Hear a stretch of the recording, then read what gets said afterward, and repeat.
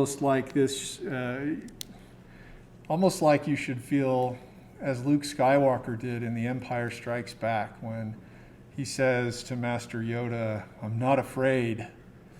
And Yoda responds, "You will be. You will be." Right? And if you're not afraid, you should be, because it's going to be kind of tough. This is one of the toughest classes that people take at BYU. So congratulations for being here and getting going. We're going to spend the beginning of the class talking about principles that are going to make the rest of the class easier if you master them. Our class time is precious. I've wasted 7 minutes of it. As you know, this winter semester has been cut short by a few days. So that means we got to do the same amount of stuff in less time. And to that end, we're going to spend a minimal amount of time talking about stuff you already know or should be good at, and most of our time talking about stuff you don't know. That's going to feel overwhelming, but this is like intellectual weight training. You gotta max out your brain muscles and tear them up a little bit so that they can be rebuilt even stronger. The syllabus is on Learning Suite, so look there for details. I won't talk about this at all today. There's also an introductory study guide that is optional. You don't ever have to say you did it, but it contains a list of things you should know as you begin the class. Some of you may be a little bit rusty on drawing resonance structures. Some of you may need a little bit of a refresher on what a wave function is. This is where you can go to get all of that. And so I encourage you to take a look and just refresh your memory as needed. In terms of how we're going to run the class, I will record the lecture. It will also be recorded on Zoom. I'll post it afterwards. I like to lecture using an app called Notability on the iPad. I tell myself that it's because people in the back sometimes can't see the chalkboard, and so I'm really doing you guys a favor. In reality, it's because I don't like chalk dust. So I'm sorry about that. But it does give us the opportunity to copy and paste and use color, so hopefully that'll work out all right. Those of you that are following along at home, if you have questions, I encourage you to use the chat functionality, and our TA, Stella, are you monitoring the chat? Do I need to make you a co-host, or are you already okay? I can read everything. Okay. So if you have questions and need to stop me during the lecture, rather than unmute yourself, instead, why don't you send a question through the chat, and then Stella will stop me and I'll pause and answer your question, okay? I think that's about it. So here we go.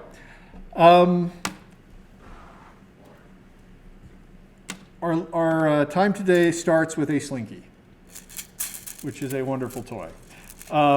In fact, I remember, I don't know if it was my first Slinky ever, but I used to live in Wisconsin when I was little, and we'd drive out to Utah every summer to see my grandparents, and it was a long drive. And one year my mom made the mistake of giving me and my sister each a Slinky, and we spent like half a day or more sitting in the back seat of our Ford Taurus, so cramped, and making this sound with the Slinky until Mom finally went insane. So she's never given me a Slinky since then, which is why I enjoy them. The Slinky is going to be our model for the Electron, all right? And I sort of need some socially distanced help. Is anybody willing to sort of come and hold on to one end of the Slinky? Is that okay? Yeah, come on up. Let's see. So, well, let's stand behind my computer at least so folks online can maybe sort of see it. Tell me your name. Michael, all right, Michael, thank you for helping. This is the Slinky, and it has a fixed length, and based on that length, there is a particular set of what are called standing waves that can survive. This is kind of like notes on a violin string or in an organ pipe. There's one standing wave that's sort of boring. That's where half a wavelength takes up the whole Slinky. I wasn't very good at this during the first hour, so I probably haven't improved. Maybe I'll make Michael do it so I can blame him instead of me. Anyway, let's see. That's the full wavelength standing wave. Do you notice that? I can't look at you. I gotta look at the Slinky so it doesn't move. Oh, I'm losing it. Now it's a rotating standing wave. That's crazy. So notice that the positions of the troughs and the crests don't change. They alternate at one spot from crest to trough. And notice in the middle, there's a place where the wave displacement is 0. That's called a node. And if I go to a higher frequency, maybe, oh, lost it. Oh no, now I've permanently ruined the Slinky. It's got one of those kinks in it. Oh, that's all right. It is fixable, supposedly. Oh no, it healed. No, it didn't heal itself. Oh well. That's okay, let's try again. The lesson that we were going to learn is that at higher frequency, you have more nodes. And I don't know that I can get to a stable standing wave. Does that look like there's some nodes there? Okay. The faster we go, the higher the frequency, the more energy, the more nodes we have. All right. Thank you, Michael. I appreciate the help. And it's very sad. How does that happen? It probably has to do with some kind of supercoiling or something. Anyway, whatever. Electrons are that way too. They have wave-like properties, and within a fixed set of circumstances, they adopt particular allowed waveforms. Just like the shape of that wave was determined by the length between me and Michael, so the shape of the electron wave function is determined by where it is in relationship to other particles like nuclei. And like the standing wave, the Slinky standing wave, electrons can go through nodes as well. A node is a position for an electron where the amplitude of its wave function equals 0, which doesn't make any sense at all if you're thinking about an electron being a particle. But if you think about it being a wave, why shouldn't it be able to have a mathematical value of 0? Another interesting property of standing waves and electrons is that they can add together or subtract from each other to generate other waves. So I am going to draw a really terrible wave here, but it's less terrible than it would have been on the chalkboard. And then I'm going to copy and paste, which is an annoying thing I do to tick you guys off because you can't copy and paste on your paper. All right, so we've got a blue wave and a red wave. No political commentary whatsoever intended. What happens if I add these two waves together exactly in phase?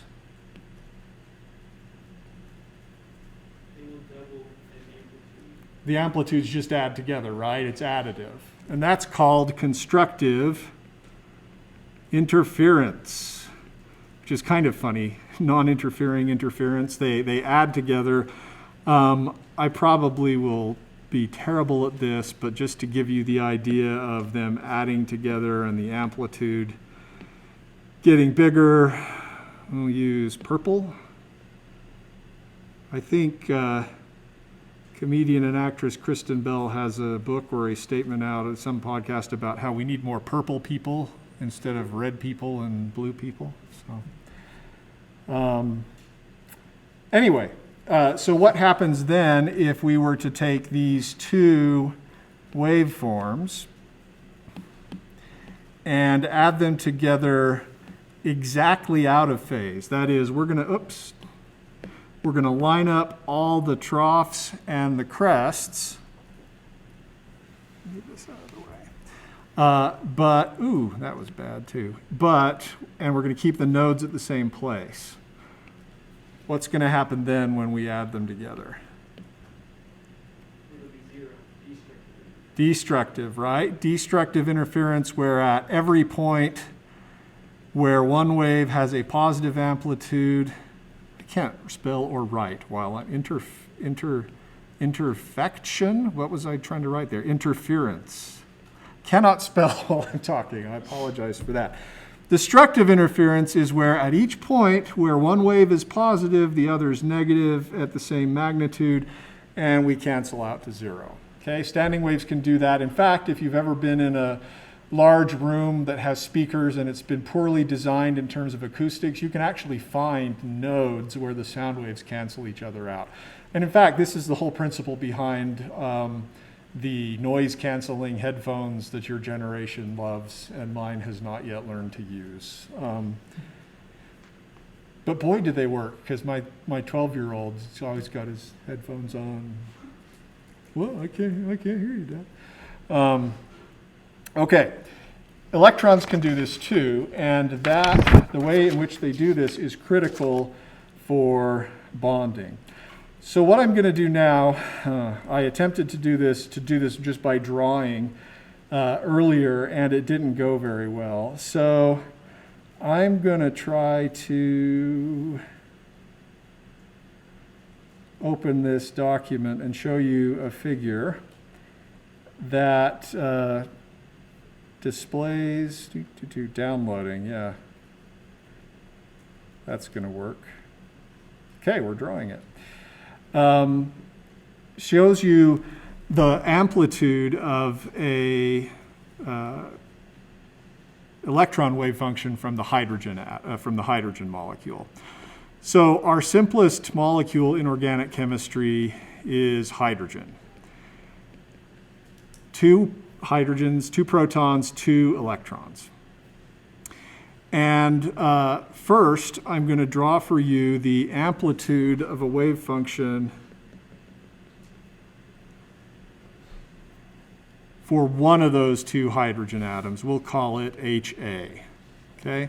I'm going to draw it in red, and it looks something like this. And this is it's not quantitative, and it's not to scale. It's just my dumb drawing.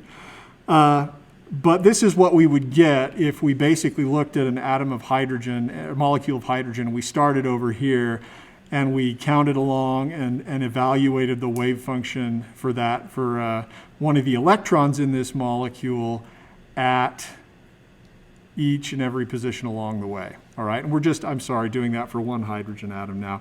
This is the 1s orbital from hydrogen A by itself. If we were to draw that in 3 dimensions, it would be a sphere. And the magnitude of the wave function happens to be highest at the nucleus, which is kind of crazy. And then we could draw at the same, at a certain distance away, the same 1s wave function, but for the hydrogen atom B. Ooh, that should be fun. Apple Pencil battery is low. How far will 5% get you? We're about to find out. So my question to you is, what would happen if I allowed these 2 wave functions to interfere with each other? Let's think about the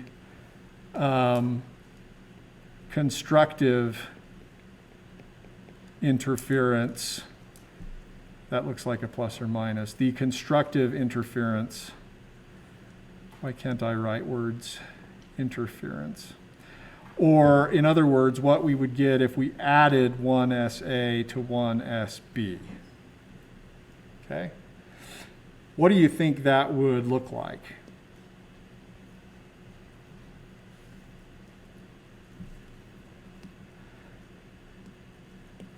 Any thoughts? Predictions? Go ahead.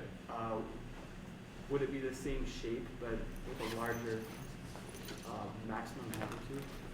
Same shape. Okay, so on the over here on this side, you're saying something like, well, I should, over here, I guess, the wave function in blue is probably close to 0. So if I add them together, probably I'm staying right on top of that A line until I get about here. And then I'm just going to start to go a little bit higher. And then here, I'm not going to go down quite as much because I've got to add this number to that number there, and that's going to put us right about there. Does that make sense? So my dotted purple line here represents the wave function we get from adding the 1s wave function to the 1sa wave function to the 1sb wave function. All right? And that roughly describes what the electrons look like when they're in a bond between the two hydrogen atoms. One nuance here that's going to be important for us in a minute is just that wave functions all have to be normalized. The wave function squared tells you the probability of finding the wave function, or finding the electron anywhere in the universe if you integrate it over all space. And probability, there's no such thing as 200% probability. It's like 100% or less than that. So when we add two wave functions together, you have to renormalize after the fact. So if you integrate the whole thing over space, you still get the answer 1. And what that ends up doing for our purple wave function, and I guess I'll use orange for the normalized, is it's going to look something like this. If you integrate under that curve over all space, you're still going to get the answer 1. So there's still the same amount of electron density in that orbital, only now it's spread out over both of the atoms. All right. Questions so far about what we're doing? Yeah, go ahead. So just to make sure I understand correctly, is that yellow line also constructing interference? Yes. And the purple one, that never actually happens? So the purple one is to show you the conceptually adding the two waveforms together, and then we're going to normalize. Basically, we're going to divide by a number, whatever it is, so that if we integrate under that curve over all space, we get 1. Okay. Yeah. What that means is if you have one electron on one hydrogen atom, the probability of it being somewhere in the universe is 1. And if you put that same electron in between two hydrogen atoms, the probability of finding it over all space still has to be 1. Can't be 2. Yeah. All right. Other questions? So now we need to talk about energy levels. The wave function for an electron will use the Greek letter psi, which sounds like you ought to take a deep breath and go, feels better. And you may have seen this before in general chemistry in the form of this equation, which is the Schrodinger equation. I remember looking at that and thinking, what the heck is that supposed to tell me? H Greek letter equals E Greek letter. It's just multiplication. That doesn't look particularly profound or informative. And it wasn't until later that I learned how this works. Psi is a function, a mathematical function that tells you about the electron's wave-like behavior. H is something we're going to call a Hamiltonian operator. And it is a set of math functions that when you apply it to the wave function, it returns actually the wave function itself unchanged except multiplied by a constant, which is energy. In other words, if you know what this Hamiltonian operator is and you know what the wave function of the electron is, you can calculate its energy. It falls out of the math. The details aren't important, but the message that each wave function has its own characteristic energy level is important. And that's something you may be familiar with from general chemistry. If we dig inside that Hamiltonian operator, it has a function that describes the kinetic energy of the electron and the potential energy of the electron. The kinetic energy just comes from your typical 1/2 mv squared from physics, where m is the mass of the electron. The potential energy comes from Coulomb's law, where positive and negative charges attract. So think about an electron in this new constructive interference orbital that we just made. It gets to experience, especially in this space between the two nuclei, it gets to experience 2 positive charges instead of 1. So that should be favorable in terms of favorable in terms of potential energy, which means that this orange wave function should be lower in energy than the blue or the red one. And that's one of the reasons why bonding works, because it allows electrons to move lower in energy. What about this kinetic energy term? It turns out that there is something called the kinetic energy operator. It's a function that if you apply it to the wave function, returns only the kinetic energy of that wave function. And its derivation is not important. If you want to see more about it, it's included in the introductory study guide. But that kinetic energy operator is minus h bar, that's Planck's constant divided by 2 pi, over 2 times the mass of the electron, times the second derivative with respect to space. And then you apply it to the wave function, and you're taking the second derivative of the wave function with respect to space and multiplying it by this set of constants. Because electrons exist in 3D, you've got to take the second derivative in 3 dimensions. I don't really even know how to do that, and it's okay if you don't either. The math people sometimes refer to that second derivative in 3 dimensions with this upside down delta that they call the del operator. That just means second derivative in 3 dimensions. Okay. So this tells you that the shape of the wave function, its second derivative with respect to space, tells you something about the kinetic energy of that electron, which is kind of cool. Let's go back and look at those wave functions that we've drawn. We've got the atomic wave function in red for atom A, the one in blue for atom B, and then we have the constructive interference normalized one in orange. So now this is as complicated as the math is going to get in this class. Normally, if you can count and divide by 2, you're just fine. Today we're going to talk about first and second derivatives, but only a little. First derivative of a function gives you its what? Slope at any given point, okay? What about the second derivative? What does that mean? The slope of the slope.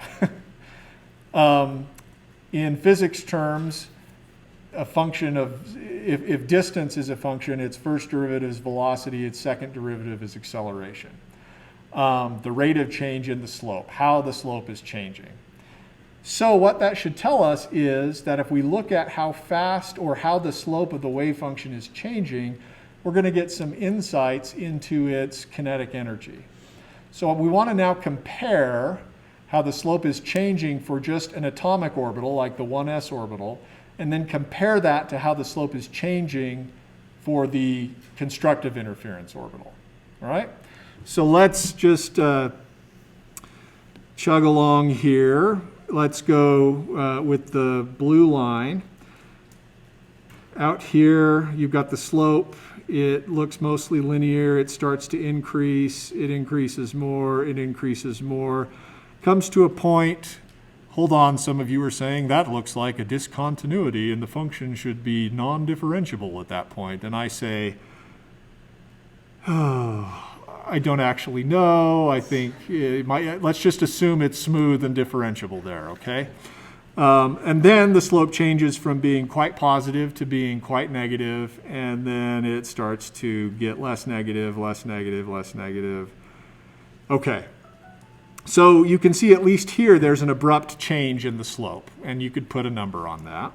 How about for the comparable orange orbital? As we start here, slope is about linear, and it starts to change, but perhaps not quite as fast as the blue line did. And then we get here, we are at a less positive slope than we were here in the blue function, and then we change to a less negative slope on the other side of that. What does that tell you for the second derivative of the blue graph? Second derivative of this 1SB wave function versus the second derivative of the orange graph, which is the 1SA, 1SB wave function. Is it greater or less than? Is the second derivative bigger or smaller? Bigger magnitude, smaller magnitude in the blue versus the orange curve? Bigger in blue? Yes. Smaller in orange. Okay, good. I had a terrible time explaining that at noon, so I'm glad that you guys are with me so far. If you're not, though, I understand. So who wants to go through that again? Anybody want to see that again or talk through that again? Yeah. I'd like to do that. You'd like to hear it again? Okay. Right. So if our function was a parabola, y equals x squared or something like that, the first derivative is 2x and the second derivative is 2, right? If we took at any point 2x, that would tell us the slope at that point, but 2 tells us how much that slope is changing, and it's changing in a consistent way over the whole function. If we look at the blue function and just compare at this peak, we have a very positive slope here, and then it converts into a very negative slope. So that's a big change in slope.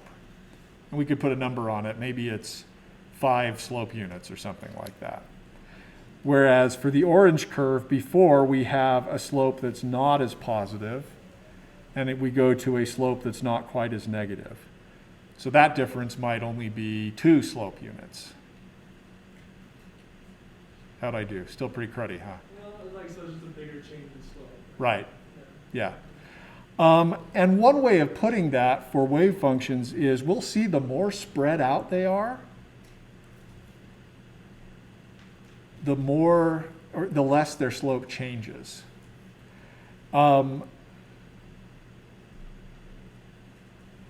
So we've said that the change in slope is smaller for the orange function, but bigger for the blue function. Now let's go back to our definition of kinetic energy for the wave function. Which has the biggest kinetic energy, the blue or the orange? Blue, right? Kinetic energy for the wave function is related to its second derivative. If your slope changes more, your wave function has more kinetic energy. Think of it this way. The 1s orbital by itself is constrained tighter in space than our 1s plus 1s orbital in orange. And so an electron constrained in space is going to have less space to move around, still moving, but less space to spread out in, and so its kinetic energy is going to be faster. Whereas if you spread it out more, it's a little bit more relaxed. The electron is claustrophobic. If you constrain it, its kinetic energy goes up, and that is a destabilizing thing. So there are 2 reasons for you to think of why making this constructive interference wave function is more stable or lower in energy. The first is the electron in that wave function gets to experience 2 nuclei. That's a potential energy argument. The second is a kinetic energy argument. The electron in the orange wave function is more spread out. Its slope doesn't change as much. Its kinetic energy is lower, and lower energy is more stable. So what we're going to see is if we make an energy diagram and we think about combining a 1s orbital over here with another 1s orbital over here, and the x-axis is, that's not the x-axis, the whatever axis, the y-axis is energy. The constructive interference orbital, where we add the 2 together, is going to be lower in energy. And by a certain amount. And that's why the electrons prefer to be in that orbital. That's why the bond forms at all. That's why it's okay to have two hydrogen atoms close to each other, because doing so allows their electrons to move lower in energy. Because they move lower in energy, because that's what holds the molecule together, we're going to call that a bonding orbital. And because it involves a molecule instead of just an atom, I guess we could call it a molecular orbital. And remember, this comes from the constructive interference. All right, questions so far? Yeah? In the above equation, I'm just confused at the utility of having psi on both sides of the equation. Above, what is the utility of having psi on both sides of the equation? Great question. The Hamiltonian operator is a function. Psi itself is a function. And it's really kind of fascinating. We won't say much about it, but just imagine psi was e to the 2x. You take the first derivative of that and you get what? Well, first derivative of an exponential is the exponential itself again, and then you take the first derivative of what's inside with respect to x. Okay. So the wave function is kind of an exponential function. If you do certain operations on it, it spits right back out that function again, and then some stuff up front. And if you want to know more about that, there's some math in the introductory study guide. You don't have to follow that math along, but sometimes I feel better when there's math in front of me for it to support the conclusions that I've made. But anyway, I don't know. Is that good? All right, what else? Anything in the chat so far, Stella? Doing okay? Okay. Oh, yeah, shoot.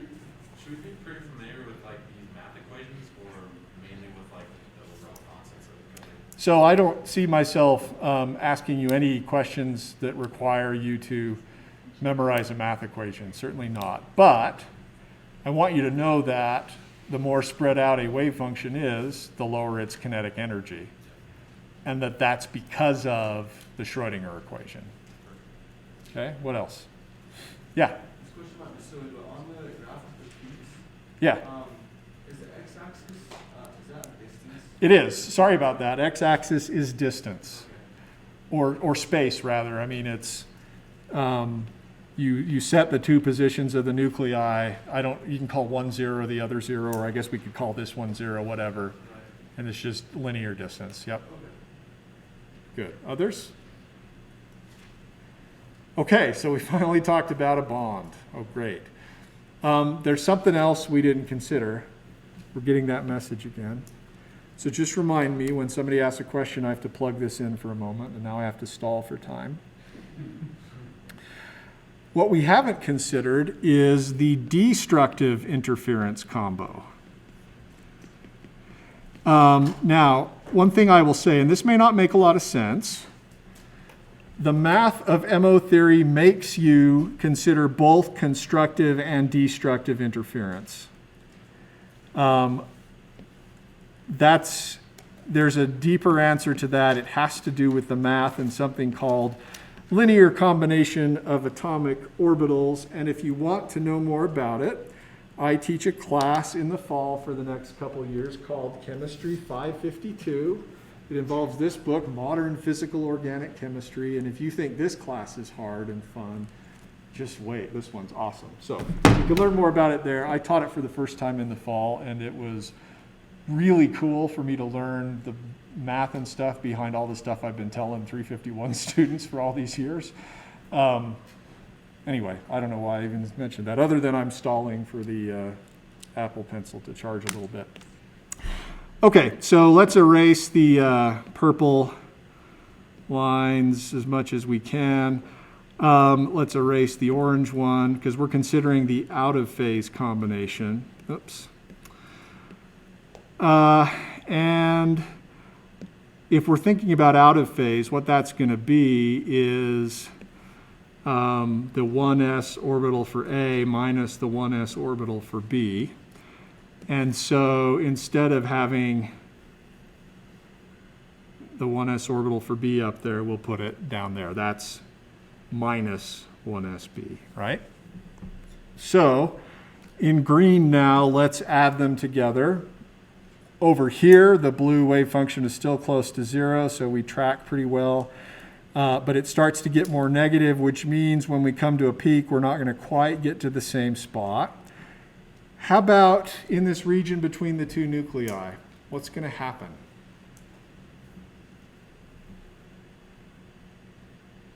At some point, I'm going to reach a place where the red wave function and the blue wave function have equal magnitudes but opposite signs. I'm going to go through 0. They're going to cancel each other out.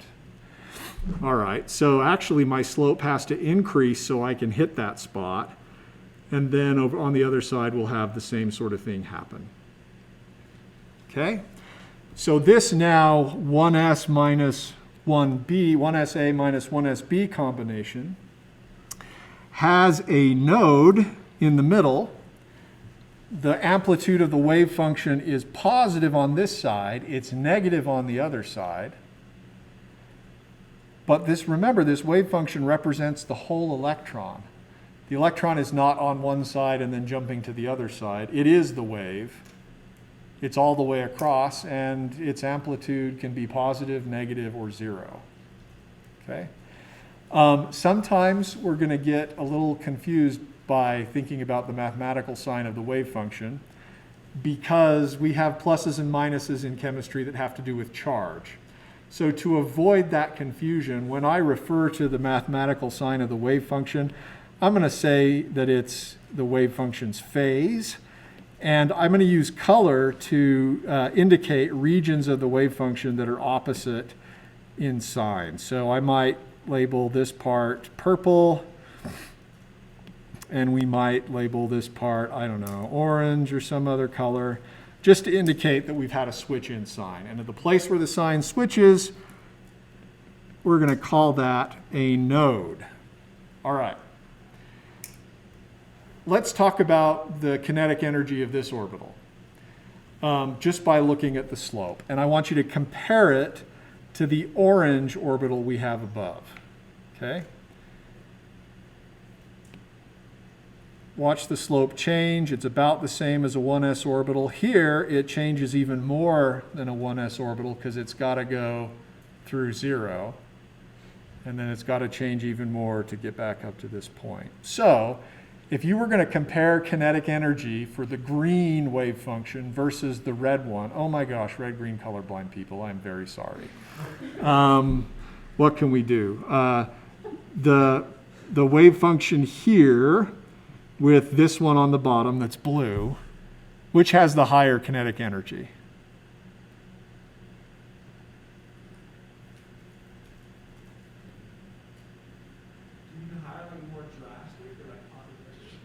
Which one has the biggest change in slope? The green one, or rather this one. I apologize. I never use green because of that reason. I'm sorry. Okay, so we're going to see that this destructive interference orbital has higher kinetic energy than the original 1sa or 1sb. So that means if we include it on our diagram, it's going to be way up here, the 1sa minus 1sb combination. Okay? What this tells you is when you bring two atomic orbitals together and allow them to interfere with each other, you're going to get a constructive interference one that's lower in energy and a destructive interference one that's higher in energy. And we can go in and we can actually measure these energy differences. We call the orbital on top an antibonding molecular orbital. And so let's call this number on the bottom delta E, difference in energy for bonding. This number is difference in energy for the antibonding orbital. And we're going to see that that antibonding orbital, if we just measure how far it is above where we started out for our 1s orbitals, we're going to call that sort of our break-even line. The antibonding orbital is going to be higher above that line than the bonding orbital is below it. Meaning this distance here, not worried about sign, but just absolute value, is greater than this distance here. Whether or not I've drawn it perfectly, just you have to pretend, okay? All right, so we can make some predictions now. What would happen if I bring in a photon that has just the right energy to promote an electron from the bonding orbital all the way up to the antibonding orbital? How'd you like that? Animation. Dun, dun. What do you think that's going to do to our molecule? Destabilize it, right? It turns out the energy that we get from making this bond is a per electron energy. So when you have 2 electrons in this lower energy orbital, the whole molecule is stabilized by 2 times this energy difference. So if I take one of these electrons and I pop it up there, the one electron is stabilized by delta EB. The other electron is destabilized by a larger amount, and guess what? It is no longer beneficial to have those 2 hydrogen atoms, nuclei, close to each other. In fact, you're worse off than you would be if they were far apart. And we're going to see in general in organic chemistry, if you fill an antibonding orbital, you're going to break a bond. Another way of saying that is to say, what if we took hydrogen and we somehow magically added 2 electrons to it? Same thing would happen, right? So from a molecular orbital theory point of view, a bond is 2 electrons in a lower energy bonding orbital that you get by constructive interference. But there's also an empty antibonding orbital higher in energy, and that's the next place an electron would go if you were to add an electron to the system. One of the really cool things about this is that we've now learned the why behind a rule you learned in general chemistry. I don't know if you remember this, but do you remember being told that a covalent bond in hydrogen looked like this, and both hydrogens were happy because they each got to experience 2 electrons, which is what they had always seen helium experience, and helium was happy, and so now everybody's happy because they feel like they're noble gases? Okay, it's a useful mnemonic device, I suppose, but electrons and protons and nuclei aren't people. They don't think. They don't know that they have noble gas configuration. They don't want anything. They just are. And so we want to ask the question, why is it that hydrogen can form that bond but helium can't? So just to be clear, if we wanted to draw the 1s wave function for hydrogen, we would draw it in a sphere. If you imagine these 2 spheres coming together, overlapping in phase, we're going to make a bonding orbital that looks something like this, just overlap of the 2. The antibonding orbital is going to have a node in the middle.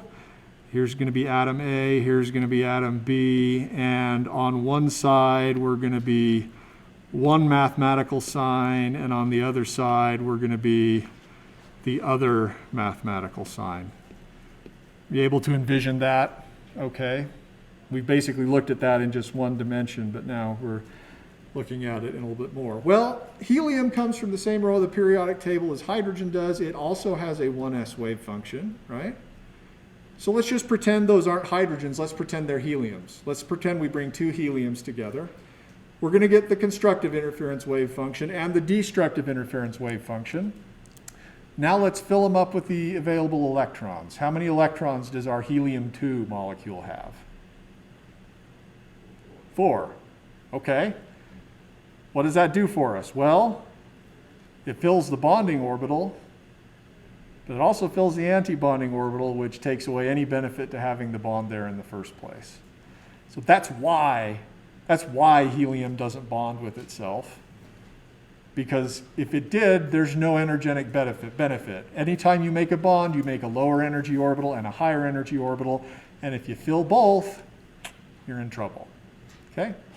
All right, that's about enough for today. When we get back next time, I'm going to explain how we can use a similar approach to describe bonding in methane without using sp3 orbitals at all. Dun, dun, dun. I can tell you can't wait. So have a good couple of days, and we'll see you next time.